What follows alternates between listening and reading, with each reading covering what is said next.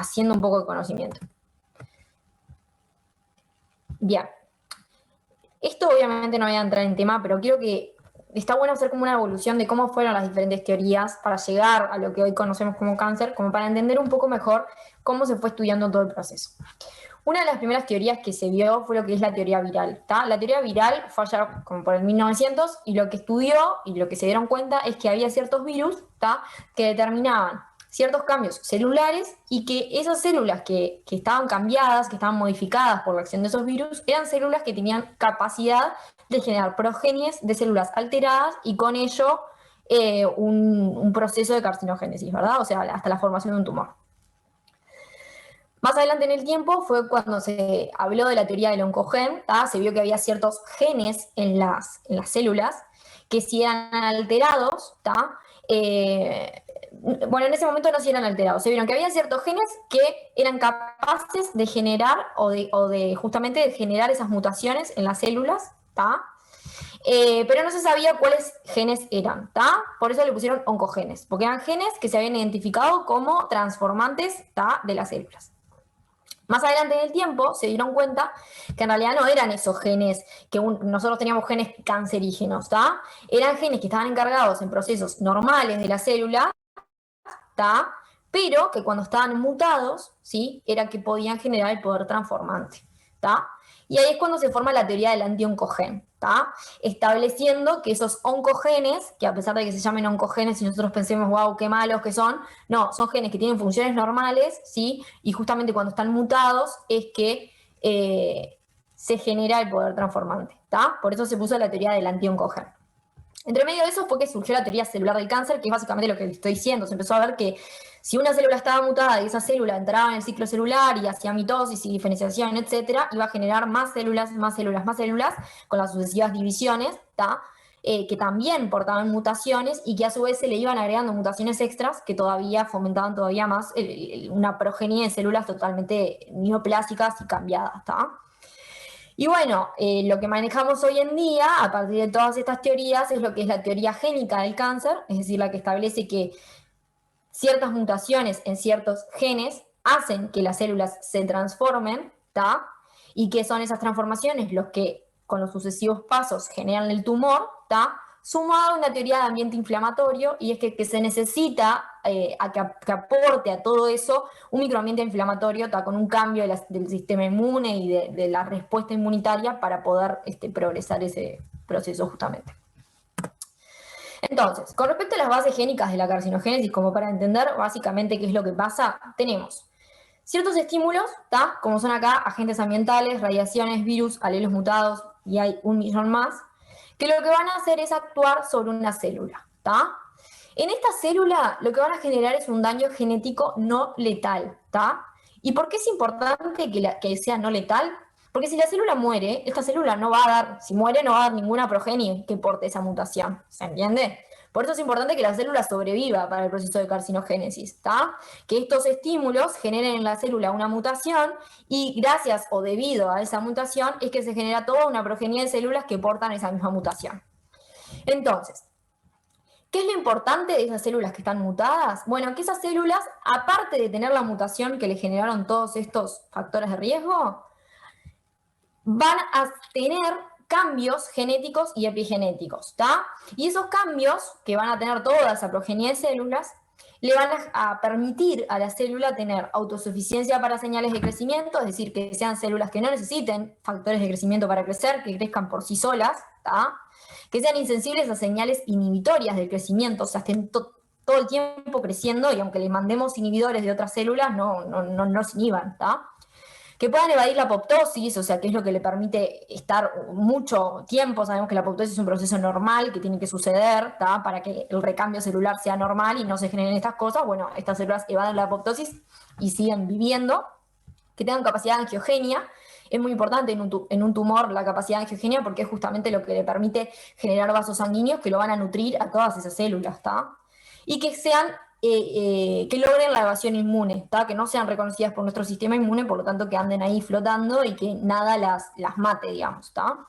Y todo esto es lo que genera la progresión tumoral, ¿verdad? O sea, de cómo partimos de una célula mutada hasta generar un tumor grande, ¿está? Con metástasis y con todo lo que corresponde en un cáncer avanzado, ¿sí? Y la progresión tumoral no significa solamente que aumente de tamaño, también la progresión tumoral involucra que el tumor sea mucho más resistente a todos estos mecanismos, ¿me entendés? Porque lo que sucede es que cuando nosotros hablamos de progresión tumoral, hablamos de que el tumor cada vez es más rico o cada vez es más fuerte para poder evadir todos estos sistemas que le mandamos, nuestro organismo le manda para defenderse de esto, ¿está? Bien. Entonces, la pregunta 1 era, ¿cuáles son los 4 grupos de genes que se afectan en el cáncer? Mencione principales características y ejemplos de cada grupo. A ver, ¿alguien del grupo 1 que me pueda decir cuáles pusieron?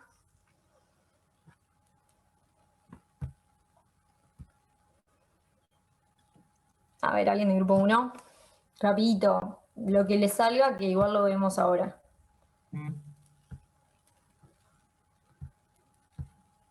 ¿Nadie?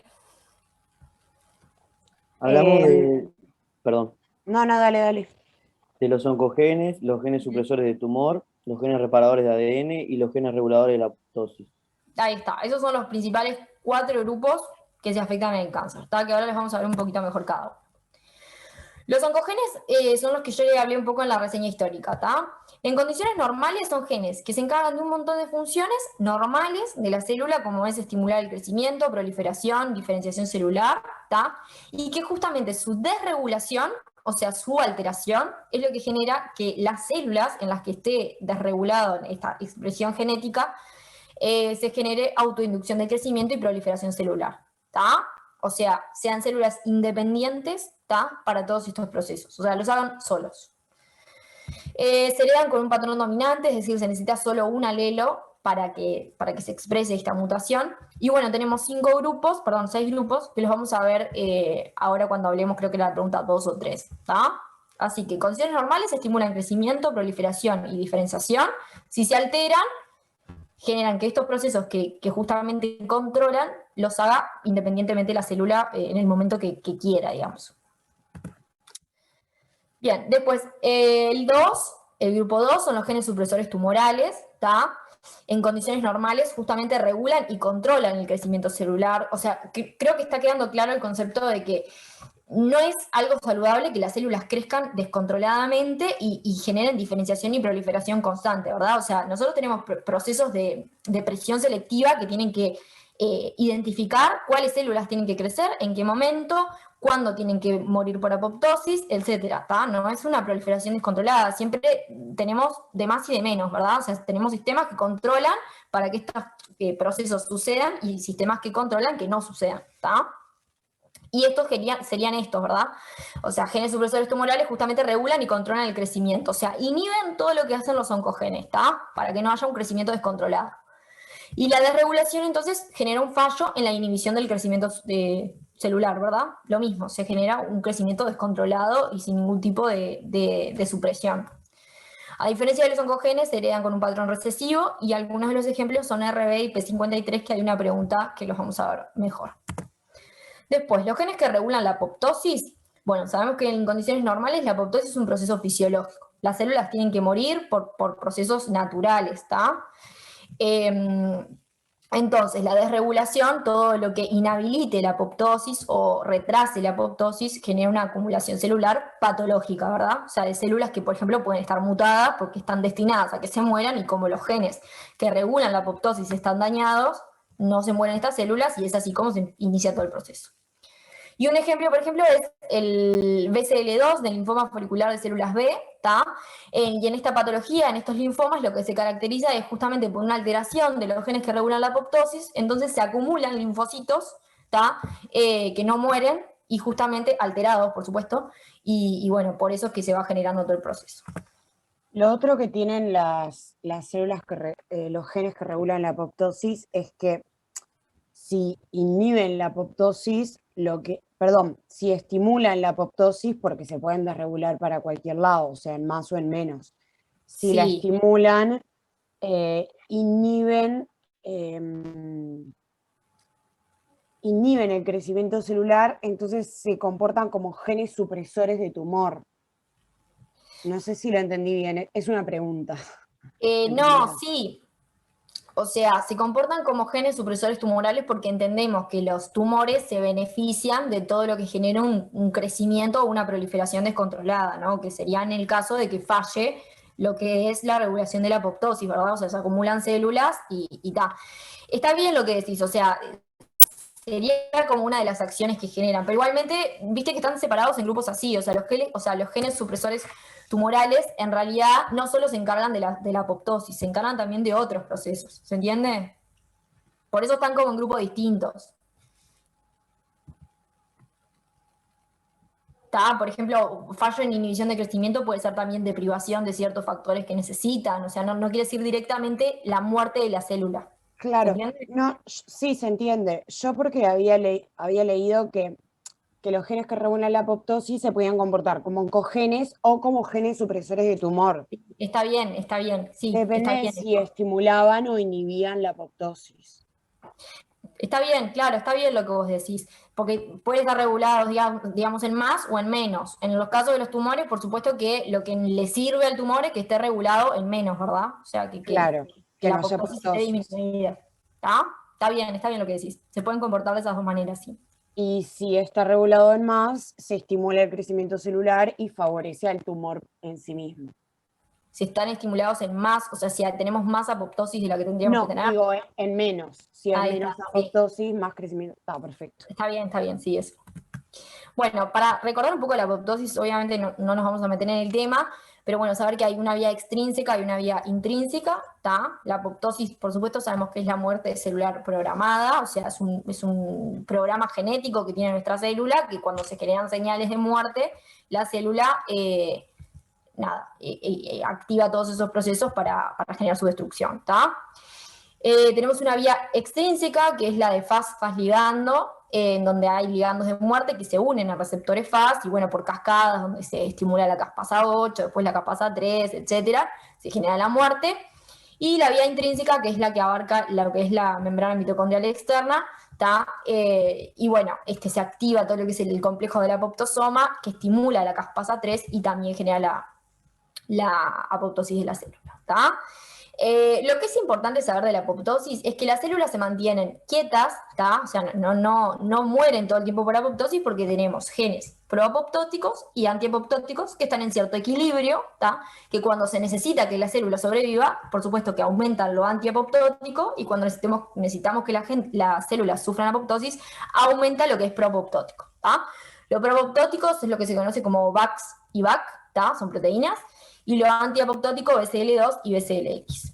Podemos pensar, ¿tá? Que en situaciones en donde estén afectados los genes que regulan la apoptosis, va a haber una tendencia a que aumente todo lo antiapoptótico, ¿verdad? Sobre lo proapoptótico. Por eso es que las células sobreviven y no se da la apoptosis en los momentos que se tiene que dar. ¿Está? Bueno, y el grupo número 4 son los genes que regulan la reparación del ADN, o sea, más allá de células tumorales y de enfermedades y de lo que sea, nuestro cuerpo está todo el tiempo sometido a estrés, ¿tá? Por alimentos, por fármacos, por lo que sea, que generan estrés genotóxico, es decir, nuestro ADN está todo el tiempo expuesto a ese estrés, y en condiciones normales no generamos todo el tiempo muerte celular o lo que sea, porque tenemos mecanismos que regulan, ¿tá? Y que reparan el ADN que se ha roto, o bueno, si el daño es totalmente irreversible y no hay manera de arreglarlo, se genera la apoptosis, ¿tá? Pero tenemos genes que reparan el ADN que se nos rompió. Por ende, estos genes, en condiciones normales, justamente generan la reparación y la apoptosis. Sin embargo, cuando están desregulados, ¿tá? Generan lo que se llama inestabilidad genómica, ¿tá? O sea, estos procesos están dañados, no se van a dar como se tienen que dar, y lo que sucede es que se dice que generan un crecimiento tumoral indirecto. ¿Por qué? Porque, bueno, si nosotros tenemos células que están dañadas en su ADN y no están siendo arregladas, son células que están mutadas, ¿tá? Entonces esas células son un punto de partida importante para que se genere una progenie de células mutadas y con ello se forma un tumor, ¿tá? Por eso es un crecimiento tumoral indirecto, porque no es que directamente afecten a la célula y generen la mutación. No, permiten la ventaja de esa mutación que se generó por otra causa y que no hay ningún sistema que la arregle, ¿tá? Y un ejemplo es el síndrome de Lynch, ¿está? El cáncer de colon no polipósico es un ejemplo en el que están afectados por línea germinal los genes que regulan la reparación del ADN. ¿Tá? ¿Se entendieron estos 4 grupos? Oncogenes, genes de reparación del ADN, genes que regulan la apoptosis y genes supresores. ¿Se entendieron bien? ¿O a alguien no le quedó alguna duda? Sí. Sí, perfecto. Sí. Bueno, la pregunta 2 decía, menciona algunos ejemplos de oncogenes. ¿En qué tumores se ven afectados? A ver, alguien del equipo 2, si puede.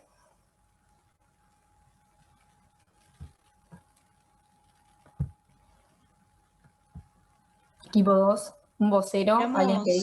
Hablamos un poco del factor de crecimiento derivado de plaquetas, que se ve involucrado en algunos glioblastomas, en algunos sarcomas. También hablamos de un receptor de un factor de crecimiento epidérmico, que había como varias familias, y como el ERB1 se vinculaba mucho a neoplasias de pulmón, en cambio el 2 se vinculaba a cáncer de mama. Después también hablamos de algunas de la familia RAS, que era un oncogen que codificaba como para vías de señalización de los receptores, dependiente de los tirosinquinasa, y se ven afectados como en la mayoría de los tumores del páncreas, y algunos de colon. Hablamos también de factores de transcripción como el gen MYC que codificaba, que también se implicaba en tumores de los linfocitos B y T. Bien, está muy bien. Hablaron de ejemplos a todos los niveles, ¿verdad? Que ahora lo vamos a ver bien. ¿Se acuerdan del esquema que yo les había puesto en la diapositiva de oncogenes? Que yo les dije que había 6 grupos, que los íbamos a hablar bien ahora. Está. Entonces, antes de entrar en esto, quiero que recordemos un poco lo que es una vía de señalización celular en todos los niveles. Imaginemos que nosotros tenemos que la célula esta tiene un estímulo para crecer o para, no sé, generar mitosis, etcétera, lo que sea. ¿Cómo es toda esta vía? ¿Tá? Bueno, lo primero que tenemos son factores de crecimiento, ¿verdad? Estos factores de crecimiento van a actuar en receptores, ¿sí? Que sabemos que estos receptores pueden estar en la membrana celular o pueden estar en el núcleo.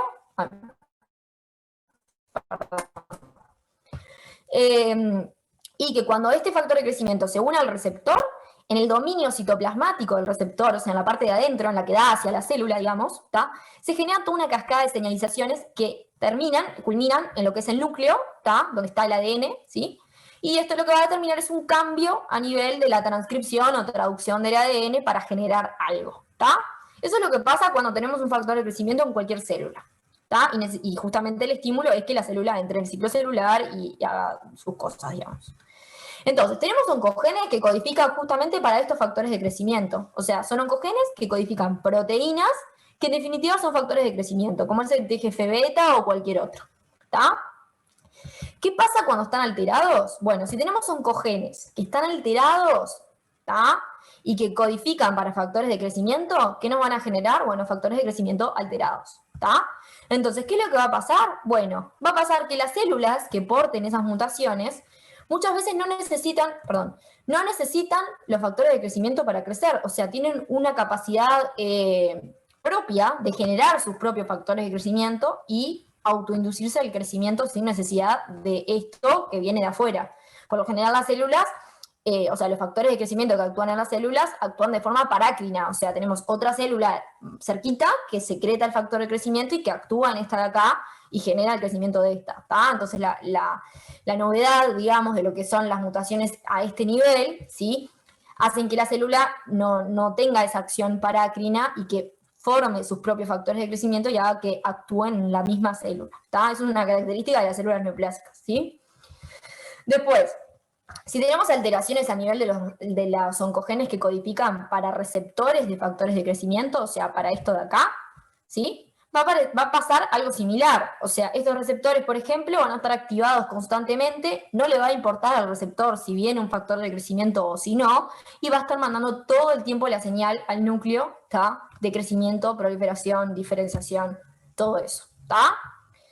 Un ejemplo es ese que había dicho Agustina, que eran las ERB1, el ER es un es un receptor de factor de crecimiento de la familia epidérmica, no importa eso, pero saber que se divide en HERV1, 2, 3 y 4, y los HERV1 son oncogenes que codifican para receptores de factores de crecimiento que se vieron afectados y se estudian en lo que es el carcinoma de células escamosas de pulmón, están afectados en ese cáncer.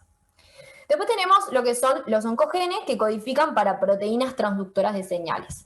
Como sabemos, es lo que les dije, todo estímulo, o sea, todo factor de crecimiento que venga, se una al receptor, va a generar un cambio conformacional en el receptor que haga que se estimule esta vía de acá, que confluyen en el núcleo. Eso son lo que se llama vías transductoras de señales, que son las que le transmiten la señal desde el receptor hacia el núcleo y al ADN, Entonces, ¿qué va a pasar? Bueno, por ejemplo, un ejemplo en el que se vio alterada es en RAS, que es una proteína justamente transductora de señales, que se ha visto que en estado inactivo, o sea, cuando no está transmitiendo la señal, está unida a GDP. Y cuando sí está transmitiendo la señal, está unida a GTP.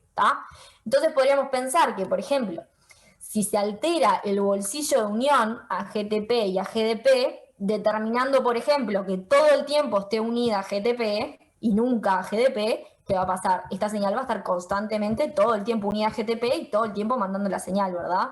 ¿Se entiende? Son todas alteraciones que, aunque por ahí no las conozcamos y no lo sepamos, es simplemente pensarlas, ¿verdad? ¿Qué es lo que favorece el crecimiento? Bueno, que esta vía esté todo el tiempo estimulada, que esté todo el tiempo transmitiendo la señal, inclusive cuando no haya ningún factor de crecimiento, se ha visto justamente alteraciones a nivel del bolsillo unión de GDP, determinando que no se una y que esté todo el tiempo unida a GTP, y por ende activa. Y también RAS, por ejemplo, se ha visto que tiene la capacidad de generar GTP-asas, propias, que lo que hacen es eliminar el GTP, y bueno, si esas GTP-asas que eliminan el GTP no existen, o están alteradas, no se logran, va a estar todo el tiempo unida a GTP y por ende activa, Después está lo que se llama los oncogenes que codifican para tirosinquinasas sin receptor, que son básicamente vías muy similares a estas, solo que justamente no tienen un receptor, o sea, transmiten una señal sin un receptor. Y se han visto también alteradas, por ejemplo, la mutación JAK2 en lo que es la policitemia vera, es un síndrome hematológico, lo van a ver seguramente en médica. Después los factores de transcripción, o sea, los oncogenes que codifican para factores de transcripción, que como saben, todos los estímulos que generan acá y que convergen en el núcleo tienen que generar que haya factores de transcripción que transcriban y que luego se traduzca la señal para generar una proteína o lo que se necesite, ¿verdad? Y se ha visto mutaciones a nivel de los factores de transcripción, que determinan una transcripción constante del ADN y con ello una síntesis del ADN constante todo el tiempo. Y bueno, un ejemplo es justamente el oncogen MYC que se ha estudiado en el linfoma de Burkitt. Y por último, tenemos lo que son las ciclinas y quinasas dependientes de ciclinas, que son las que participan en el ciclo celular. Seguramente los nombres se las acuerdan de algún momento, no sé, en BCM, no me acuerdo ni cuándo se daba eso, pero bueno, acá es simplificado, por supuesto, ¿no? Como saben, todo esto determina que la célula entra al ciclo celular, Bien, el ciclo celular, si se acuerdan, tiene 4 etapas: G1, S, G2 y M, acá, como dice, en G1, crecimiento y diferenciación, en S se sintetiza el ADN, en G2 hay un crecimiento y en M se da la mitosis, y bueno, va sucediendo por las diferentes etapas. Entonces, ¿qué es lo importante y por qué existen las ciclinas y quinasas dependientes de ciclinas? Porque necesitamos entre cada etapa frenos, Frenos que lo que hagan es verificar que la célula está ok, por ejemplo, que se sintetizó bien el ADN y no se hizo algo mal, y que la célula está apta para pasar a G2. Eso es lo que hacen las quinasas dependientes de ciclinas, y las ciclinas están en estos puntos de restricción, entre etapa y etapa, ¿sí? Y lo que hacen es evitar y vigilar de alguna manera que las células estén en condiciones bien para pasar a la siguiente etapa. Entonces, ¿qué pasa si perdemos la función de estas proteínas, y perdemos por ende estos puntos de restricción? Bueno, puede pasar que la célula esté mal, que se haya sintetizado incorrectamente el ADN y por ende porte una mutación, y al no tener acá un freno, la célula pasa mutada a la siguiente etapa. Y al no tener acá un freno, pasa de nuevo a la siguiente etapa. Y así se genera el ciclo hasta que la célula sigue creciendo y diferenciándose y porta mutaciones que nunca fueron vigiladas o chequeadas de que estuvieran ok. ¿Por qué? Bueno, porque los oncogenes que codifican para estas proteínas estaban mutados y perdieron su función. ¿Está?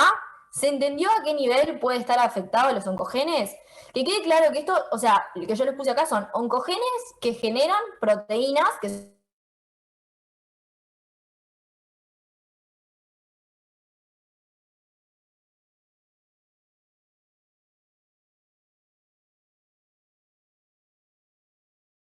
están estas tirosinquinasas sin receptor, que son vías similares, solo que justamente no tienen receptor, factores de transcripción, que es donde confluye toda esta vida, y ciclinas y quinasas dependientes de ciclinas, que son las que ponen los frenos en las sucesivas etapas del ciclo celular.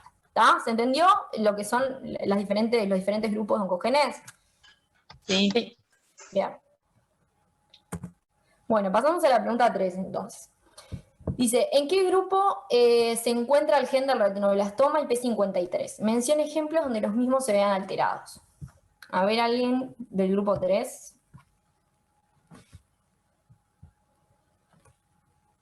Que se anime.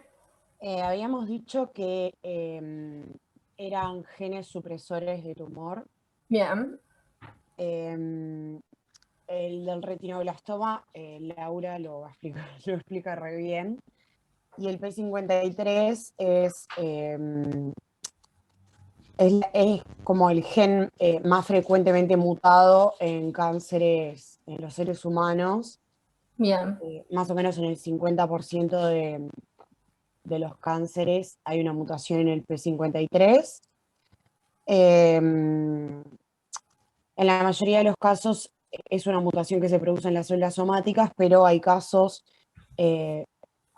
más puntuales donde se produce esta mutación en células germinales, como creo que es síndrome de Li-Fraumeni, ahí va. Que como está en una célula germinal, lo que hace es aumentar un montón la predisposición genética a ya tener el P53 mutado. Bien.